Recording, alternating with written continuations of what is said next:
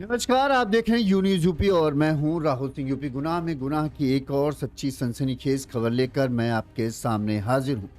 UP में एक तरफ जहां सीएम योगी बेटी बढ़ाओ बेटी बचाओ के नारा देते हुए थकते नहीं हैं, पुलिस प्रशासन को सख्त निर्देश हैं कि बेटियों से जुड़ा, महिलाओं से जुड़ा कोई भी मामला हो उसमें कतई कोताही नहीं बरतनी चाहिए। जल्द से जल्द पूरे मामले के एक्शन होना चाहिए और जल्द से जल्द जांच पड़ताल होकर उस मामले को सुलझाया जाना चाहिए। लेकिन इसके बावजूद जो है यूपी में अब बेटी महिलाओं से जुड़े अपराधों में कहें तरीके से रोकथाम लगती नजर नहीं आ रही। ताजा मामला है झांसी जिले का, जहां पर 2 अप्रैल को एक छात्रा जो 12वीं की थी वो अपनी कोचिंग को पढ़ने के लिए घर से निकलती है, लेकिन इसके बाद वो शाम तक घर से वापस लौट कर नहीं आती। परिजन इस दौरान जो है बिटिया की खोजबीन में जुटे रहते हैं, बेटी की तलाश करते हैं, लेकिन जब बिटिया का कहीं कुछ पता नहीं चलता तो सीधे झांसी में अपने नज़दीकी थाना में जाके इस बात की शिकायत दर्ज कराते हैं कि उनकी बेटी जो है कोचिंग के लिए निकली लेकिन वापस नहीं आई। इसके बाद पुलिस टीम जांच पड़ताल में जुट जाती है। 2 तारीख निकल जाती है, 2 तारीख की दोपहर से बिटिया लापता होती, 2 तारीख निकल गई, 3 तारीख निकल गई, 4 तारीख निकल गई, 5 तारीख निकल गई, 6 तारीख निकल गई, लेकिन बेटी का कहीं कुछ आता पता नहीं चला। एक तरफ जहां बिटिया की तलाश में पुलिस की टीम लगी हुई थी, वहीं दूसरी तरफ गांव वाले भी जो है, परिजन भी हैं, अपनी बिटिया की तलाश में जुटे हुए थे, लेकिन उसका कहीं कुछ पता नहीं चल रहा था। इस दौरान जो है 7 तारीख को यानी आज सुबह गाँव के बाहर जो एक कुआं है, करीब बेटी के घर से 500 मीटर एक दूरी पर एक कुआं है, उस कुएं से गांव वालों ने महसूस की, जब उस कुएं के पास से गुजर रहे थे लोगों ने महसूस किया कि इस कुएं से तेज बदबू आ रही जैसे किसी चीज की सड़ने की। इस पर लोगों ने देखा तो कुएं में एक युवती की लाश उतरा रही थी। जैसे ही लाश को ऊपर उतराते हुए लोगों ने देखा, पूरे गांव में हड़कंप मच गया। तुरंत ही इस बात की सूचना पुलिस को दी गई। पुलिस मौके पर पहुंची और शव को बाहर निकाला गया। शव को जैसे ही बाहर निकाला गया, लोगों को समझते ये देर नहीं लगी कि ये लाश किसकी है। वो लाश थी उसी बिटिया की जो 2 अप्रैल को कोचिंग पढ़ने के लिए अपने घर से गई थी, लेकिन फिर वापस नहीं लौटी। परिजन जैसे ही लाश देखते हैं रोने बिलखने लगते हैं। इस दौरान जो चाची हैं उनका कहना है कि उनकी भतीजी की गले में जो है, जब लाश मिली तो गले में रस्सी लपटी हुई थी, फंदे का निशान था, मुंह दुपट्टे से बंधा था, इसके अलावा आंख में भी चोट के निशान थे।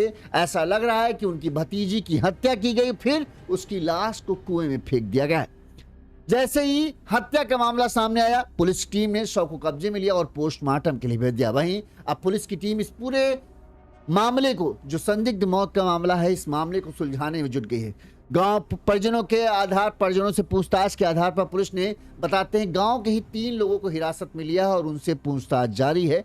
अब पुलिस का दावा है कि जल्द ही पूरे मामले को सुलझा लिया जाएगा और जल्द ही इस पूरे मामले का खुलासा किया जाएगा कि आखिर बेटी की मौत की वजह क्या है, या किसने इस बिटिया को मौत के घाट उतारा है, या जो भी है। पुलिस कहना है जल्द ही पूरा सच जो है हम सामने ला के रहेंगे।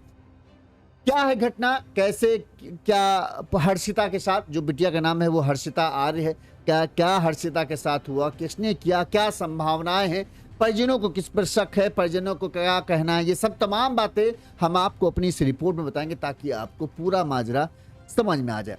चलिए हम पूरी खबर शुरू करते हैं ताकि आपको पूरे घटनाक्रम पता चले। सबसे पहले एक छोटी सी अपील, अगर आपको हमारी खबरें अच्छी लगती हैं, आपको लगता है हम सही तरीके से खबरें दिखा रहे हैं, तो आप हमें आर्थिक तौर पर सहयोग कर सकते हो, जैसे कि हमारे इन दर्शकों ने हमें मदद की। हम लगातार जो हमारा फ़ोन पे नंबर है स्क्रीन पर फ्लैश हो रहा है, इस नंबर पर आप अपने सामर्थ्य, अपनी क्षमता अनुसार हमें आर्थिक तौर पर मदद भेज सकते हैं, जैसे कि न्योन ने भेजा। आपकी इस मदद से हमारे चैनल को आगे बढ़ने में मदद मिलेगी और इसी तरह से हम खबरें और भी ज़्यादा बेहतर तरीके से आप तक पहुँचाते रहेंगे। चलिए अब आते हैं खबर पर कि आखिर पूरा ये जो माजरा है वो है क्या। जैसा कि हमने बताया, ये घटना जो है यूपी के झांसी जिले के उल्दन थाना क्षेत्र के निमोनी गांव है। इस निमोनी गांव की ही रहने वाली थी हर्षित आर्या, जिसकी उम्र करीब 17 साल है। उसके हर्षिता के जो पिता हैं सुरेश कुमार आर्य की 10 साल पहले बीमारी के चलते मौत हो चुकी थी। घर में चाची जमुना देवी हैं, इसके अलावा माँ है, 4 भाई बहनों में जो है हर्षिता सबसे बड़ी है। इससे उसके इसके बाद उसकी 2 छोटी बहनें हैं, फिर एक भाई है, यानी 5 लोगों का ये पूरा परिवार है। अब माँ है, पिता की मौत हो चुकी है। पिता सुरेश की बीमारी की वजह से मौत हुई थी, 10 साल हो चुके हैं पिता की मौत को। हर्षिता अभी बताते हैं 11वीं क्लास जो है पास करके 12वीं में गई हुई है और वो मौरानीपुर में कंप्यूटर की कोचिंग भी पढ़ती थी। हर्षिता के सपने बड़े थे कि अच्छे से पढ़े, कंप्यूटर क्लास कर ले, ताकि वो किसी अच्छी से जॉब को हासिल कर पाए और अपने परिवार की मदद करे, अपनी बेटियों के लिए वो एक आदर्श बने और उनकी अपनी बेटी बता रहे हैं, अपनी बहनों के लिए वो आदर्श बने और उसकी बहनें भी उसे फॉलो करते हुए पढ़ाई में मन लगाएं और उसके तरह ही आगे बढ़े, ताकि परिवार भी जो दुख गरीबी मतलब जो है उससे निकले और ज़्यादा अच्छा संपन्न परिवारों में शामिल हो।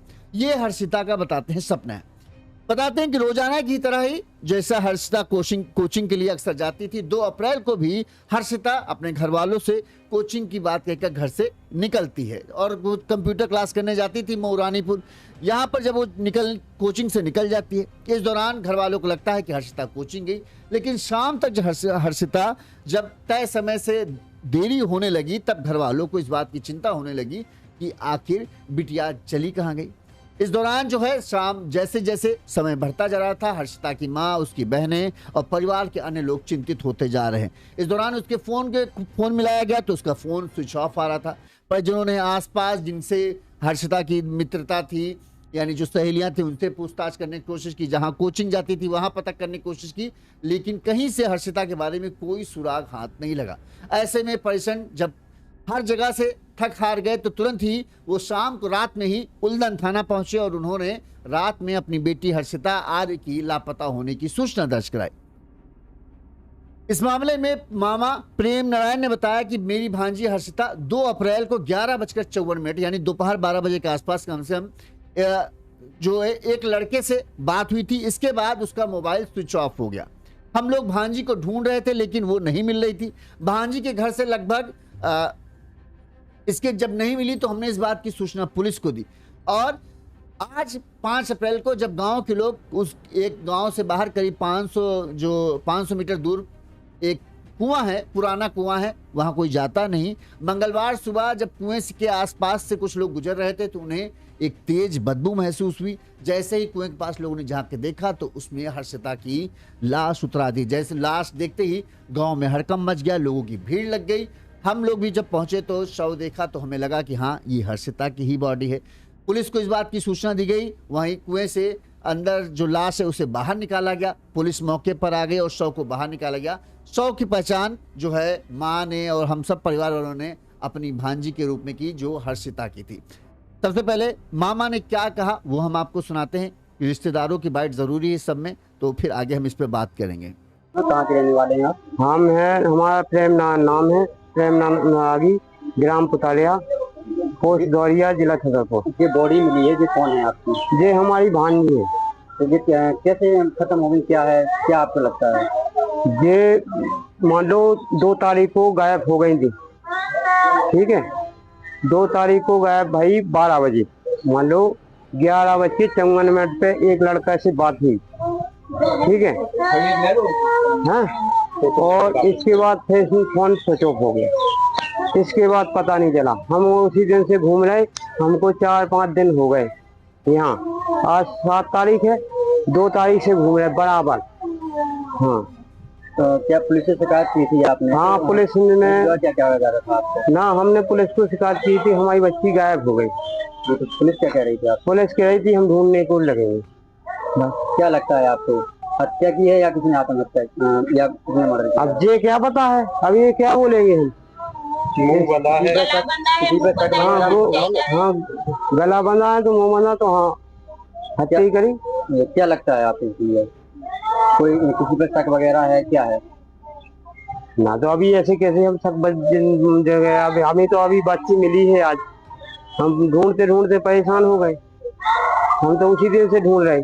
जैसा कि मामा की आपने बाइट सुनी, मामा का कहना है कि जिस तरह से लाश मिली है, मुंह पर दुपट्टा लिपटा हुआ था, गले में रस्सी बंधी हुई थी, आंखों में चोट के निशान हैं और जो लोअर बॉडी का कपड़ा है वो गायब था। ऐसे में परिजनों को आशंका यही है कि उनकी जो भांजी है या बिटिया है उसकी हत्या की गई और हत्या के बाद उसकी लाश को कुएं में फेंक दिया गया है। अब शक की बात जब आती, क्या किसी पर शक है, तो कहते हैं हम किस पर शक जता दें, ऐसे तो हमें अंदाजा नहीं, अभी लाश मिली है लेकिन आगे जांच पड़ताल होनी चाहिए।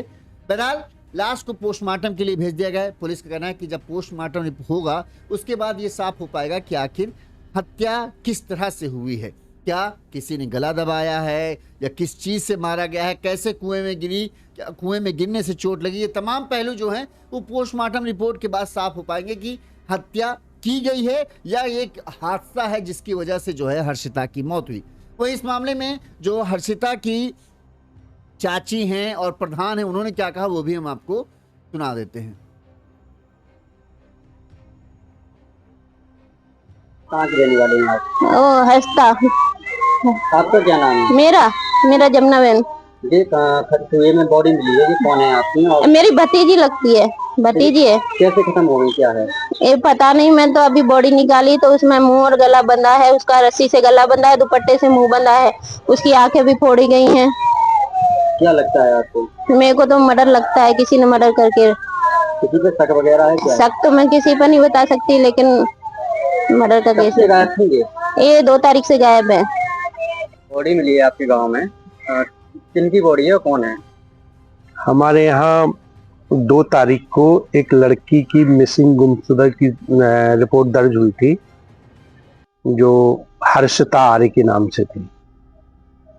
अभी एक कुएं में बॉडी मिली है जिसकी शिनाख्त हुई है, उसी हर्षिता आर्य के रूप में हुई है। क्या इनकी गुमशुदगी दर्ज कराई गई थी तो पुलिस द्वारा जांच की जा रही थी या क्या है? पुलिस द्वारा जांच की जा रही थी, लगातार पुलिस आ रही थी और इन्वेस्टिगेशन भी कर रही थी, लेकिन वो कुछ सुराग नहीं मिल पा रहा था। क्या लगता है आपको?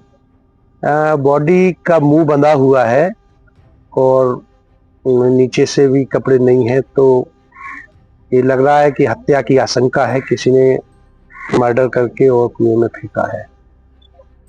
अब पुलिस पूरे मामले की जांच कर रही, पुलिस को पोस्टमार्टम रिपोर्ट का इंतजार है क्योंकि आज ही बॉडी मिली है, पोस्टमार्टम हुआ होगा, शाम तक पुलिस को रिपोर्ट मिल जाएगी, उसके आधार पर फिर आगे की जांच पड़ताल पुलिस करेगी। जो चाची जमुना देवी उन्होंने बताया कि गले में रस्सी बंधी थी, मुंह में दुपट्टा था और हर्षिता की हत्या की गई है, कपड़े भी उसके अस्त व्यस्त थे। कई लोग कहना है कि जो पजामा होता है वो उसके शरीर पर नहीं था। इस पर उन परिजनों का पूरा यही शक है कि ये हत्या है और इसके अलावा कुछ नहीं। जैसे ही एक युवती की हत्या की बात सामने आती है, तमाम बड़े अधिकारी भी जो हैं, एसपी सिटी प्रीति सिंह पुलिस फोर्स के साथ मौके पर पहुंची और उन्होंने भी जांच पड़ताल शुरू की है। वहीं जो ग्राम प्रधान हैं राजकुमार मिश्रा ने बताया कि गांव के पास जो है ये कुआं था, इसमें हाल फिलहाल कोई जाता नहीं था और ये खाली पड़ा था और पानी जरूर था लेकिन ज़्यादातर अनुपयोगी था, इसलिए वजह से वहाँ कोई जाता नहीं था, झाड़ जंगाड़ी थे वहाँ पर। जब लोग कुछ सुबह नित्य क्रिया के लिए निकले तब इस दौरान लोगों ने महसूस किया कि कुएं से बदबू आ रही है और जिसकी वजह से लोगों ने जब कुएं में झांका तब उन्हें लाश दिखी, वरना किसी को पता ही नहीं चलता कि इसके अंदर लाश है। ऐसे में गांव वालों को भी इस बात की आशंका है, जिस तरह से ज़्यादातर गांव के लोगों ने जो लाश देखी उनका यही कहना है कि ऐसा लग रहा है कि हर्षिता को मारा गया और फिर उसकी लाश को फेंका गया। पर ऐसे में सवाल ये उठता है कि गांव के पास ही अगर लाश मिली है तो कातिल अगर कोई है, यानी हत्या अगर हर्षिता की हुई तो कातिल भी गांव के पास का ही कोई हो सकता है, या फिर ये हो सकता है कातिल कहीं से आया बाहर से और फिर उसने हर्षिता की गांव के बाहर ही हत्या की और फिर उसकी लाश को फेंक दिया। यानी अगर हत्या हुई है तो जाहिर सी बात है हत्या गांव के पास में ही हुई है, ये सबको आशंका है।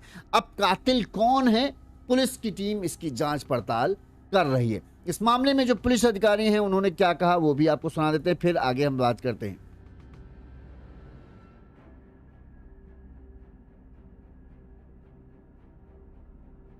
पुलिस मौके पर पहुंची तो एक महिला का शव इसमें बरामद हुआ है, जिसको तत्काल कब्जे में लेकर पोस्टमार्टम के लिए भेजा गया। प्रकरण में जो परिजनों ने जो भी शक जाहिर किया है उसके आधार पर संदिग्धों को हिरासत में लेकर पूछताछ की जा रही है। शीघ्र ही प्रकरण का खुलासा करते हुए आगे की प्रगति से अवगत कराया जाएगा। क्या कोई संदिग्ध गिरफ्तार हुए हैं? हाँ, संदिग्धों को हिरासत में लेकर पूछताछ की जा रही है। बहरहाल पुलिस ने परिजनों के शक के आधार पर 3 लोगों को हिरासत में लिया। अभी उनकी जानकारी पुलिस ने नहीं दी, लेकिन माना जा रहा है कि गांव के ही लोग हैं। उनसे पूछताछ जारी है। पुलिस का कहना है कि पूछताछ के बाद क्या निकलते हैं और जल्द ही हम पूरे मामले का खुलासा करेंगे। वहीं एक बात और भी है, जो उल्लन थाना प्रभारी निरीक्षक हैं जेपी यादव, उन्होंने बताया कि शव को कब्जे में उन्होंने लिया था और पंचनामा भरकर पोस्टमार्टम के लिए भेजा। उनका कहना है कि पुलिस हर पहलू को ध्यान में रखकर जांच कर रही है। परिजनों की भी जो बात है उसको भी ध्यान में रखा जा रहा है। लेकिन उन्होंने कहा कि जो छात्रा के मुंह कपड़ा सा बंधे होने की बात है, वो उन्होंने कहा वो नहीं सही है। जो बंधा नहीं था बल्कि छात्रा का ही दुपट्टा जो है, हो सकता है पानी की वजह से जो है उसके मुंह के ऊपर आगे लिपटा हुआ था, ना कि बंधा हुआ था। ऐसे में पुलिस कहना है कि पोस्टमार्टम रिपोर्ट आने के बाद ही ये साफ हो पाएगा कि छात्रा की मौत की वजह या हत्या की वजह क्या है। फिर भी शक के आधार पर जो है 3 लोगों को हिरासत में लिया जा चुका है, उनकी जांच पड़ताल जारी।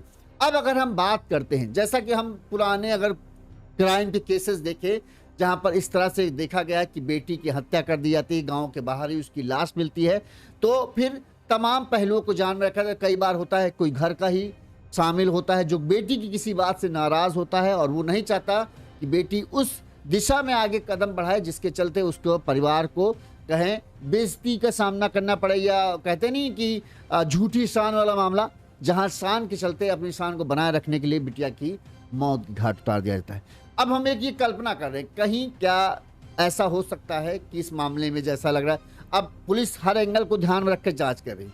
अगर उन्हीं हर एंगलों को ध्यान में रखकर जांच की जाए तो क्या हर्षिता की किसी से बातचीत होती थी? पुलिस इसको पता करेगी क्या किसी बातचीत थी। कहीं ऐसा तो नहीं कोई ऐसा शंकी शख्स था जो लगातार हर्षिता का पीछा कर रहा हो या उससे प्यार का इजहार कर रहा हो, हर्षिता इनकार कर देती हो, जिस बात की वजह से जो है वो युवक जो है इतना बौखला गया कि उसने घात लगाकर, उसे पता था कि हर्षिता जो है रोज कोचिंग के लिए आती है, जैसे ही वो कोचिंग के लिए बाहर आई उसने उसे हर्षिता को दबोचा और फिर उसकी हत्या करके उसकी लाश को फेंक दिया। एक कारण ये हो सकता है। दूसरा कारण ये हो सकता है कि हो सकता है हर्षिता पढ़ी लिखी लड़की थी, अच्छा पढ़ने में थी, 12वीं में पहुंच चुकी हो सकता हो किसी लड़के से उसकी बातचीत होती, हो सकता है हम बता रहे हैं, देखो पक्के तौर पर नहीं कह रहे। ये जैसे पुलिस हर एंगल को ध्यान में रखकर जांच कर रही है, उसी तरह से हम भी हर एंगल को ध्यान में रखकर बात करें। जो आजकल हत्या के कारणों में प्रमुखता से देखा गया है कि किसी से बातचीत करती हो, घर वालों को वो चीज़ अच्छी ना लगती हो, घर वालों ने हर्षिता को मना किया हो, लेकिन हर्षिता अपने घर की बड़ी थी और पढ़ी लिखी थी, लिहाजा उसने इस बात से इनकार कर दिया, जिस पे लगा परिजनों को ये लगा कि इसकी वजह से हमें गांव समाज में जो है इस चीज़ को बड़ी वैल्यू दी जाती है कि हमारी इज्जत परेशानी होगी या हमारा सर झुक जाएगा, लिहाजा हो सकता है कि उसके वजह से झूठी शान को बनाए रखने के लिए जो है इस पूरी वारदात को अंजाम दिया गया। अब अगर हत्या हुई है तो इन्हीं 2-3 में से कारणों में से, और खासकर अगर लड़की की हत्या हुई है तो 2-3 कारण ही समझ में आते। एक तो ये कि कोई सनकी आशिक हर्षिता के पीछे पड़ा था जो हर्षिता को लगातार प्रपोज कर रहा था, लेकिन हर्षिता ने उसके प्रपोजल को ठुकरा दिया, जिस पर उस प्रेमी ने बौखला कर इस पूरी वारदात को अंजाम दिया, पहला कारण। दूसरा कारण परिवार की शान, परिवार के लोग नहीं चाहते होंगे कि हर्षिता अगर किसी से हर्षिता की बातचीत होती हो वो पसंद नहीं आ रहा हो, उन्हें कुछ लगा हो कि शायद ये गड़बड़ हो जाएगा आगे, लिहाजा उन्होंने अपनी समाज में अपनी शान को बचाए रखने के लिए इस पूरी वारदात को अंजाम दिया और फिर झूठी कहानी जाकर वो कर दिया कि हर्षिता गायब हो गई, जबकि उन्हें शुरुआत, क्योंकि बॉडी का गांव के पास मिलना यानी गांव का ही कोई शख्स जो है इस पूरे मामले में शामिल होने की संभावना सबसे ज़्यादा पड़ती है। अगर कोई बाहरी व्यक्ति करेगा तो वो गांव से बाहर हत्या करेगा, क्योंकि उसको डर रहेगा कि गांव के लोग उसे पहचान सकते हैं। ठीक है, कोई बाहरी व्यक्ति आएगा तो गांव का आदमी नोटिस कर ही लेता है। तो ऐसे में ये बड़ी बात है कि गांव के से घर से, बिटिया के घर से यानी हर्षिता के घर से महज 500 मीटर की दूरी पर कुआं है, उस कुएं में लाश मिली। तो संभावना ये है कि हत्या की गई फिर उसकी लाश को फेंका गया। ये जो कृत्य है या तो घर का कोई सदस्य आसानी से अंजाम दे सकता है या गांव का ही कोई रहने वाला शख्स आसानी से अंजाम दे सकता है, जिसको पूरी चीज़ का पता हो कि कब जो है हर्षिता घर से बाहर निकलती है, या फिर इस पूरी वारदात को बस एक कहानी बताई गई है कि हर्षिता कोचिंग के लिए गई, असल में हर्षिता कोचिंग के लिए गई नहीं। अब पुलिस जो है गांव में अगर कोई सीसीटीवी कैमरा लगा है उन सीसीटीवी कैमरों को खंगालेगी, साथ में जो है उस दिन 2 तारीख का जब से हर्षिता गायब थी, जाहिर सी बात है हर्षिता गायब हुई होगी तब से ही पुलिस खंगाल रही होगी। उस क्षेत्र में या जहां कोचिंग जाती है वहां सीसीटीवी कैमरे होंगे तो उससे पता चलेगा हर्षिता कोचिंग आई थी या नहीं आई थी, ये भी चीज पता चलेगी। कोचिंग आने से पहले ही हर्षिता की हत्या कर दी गई या कोचिंग से लौट रही थी तब हर्षिता को मारा गया, ये सब पता चलेगा। अब पुलिस हर पहलुओं को ध्यान में रखकर जांच पड़ताल कर रही, उम्मीद है जल्द ही खुलासा हो जाएगा। गांव में तरह तरह की चर्चाएं जोर पर है, कोई कुछ कह रहा है कोई कुछ कह रहा है, लेकिन हमें लगता है जब भी किसी बेटी से जुड़ी हत्या से मामला होता है तो अक्सर यही 3 कारण आते हैं, या तो कोई सन की प्रेमी या परिवार की मान मर्यादा, या फिर अगर बॉयफ्रेंड गर्लफ्रेंड वाला मामला है तो उसमें कुछ ऐसी अनबन हो जाए जिसके चलते जो है छुटकारा पाने के लिए प्रेमी कई बार इस तरह की वारदातों को अंजाम दे देता है। अब कौन सी वजह सही है ये तो पुलिस की जांच के बाद सामने आएगा। परिजनों ने सीधे सीधे कहा है कि हमें आशंका है कि ये हत्या है और हत्या करके उनकी बेटी की लाश को फेंका गया है। चाची तो ये भी कह रही कि बेटिया का आंख भी फूटी थी, यानी मारा पीटा गया होगा तभी आंख फूटी होगी, जाहिर सी बात है। तो फिर यानी किसी ने इस पूरी वारदात को बड़ी ही बेरहमी से अंजाम दिया है। कौन है वो? क्या कोई घर का सदस्य शामिल है इस पूरे हत्याकांड की वारदात को अंजाम देने में, या कोई बाहर का है जिसने हर्षिता को मौत के घाट उतारा? आपको क्या लगता है?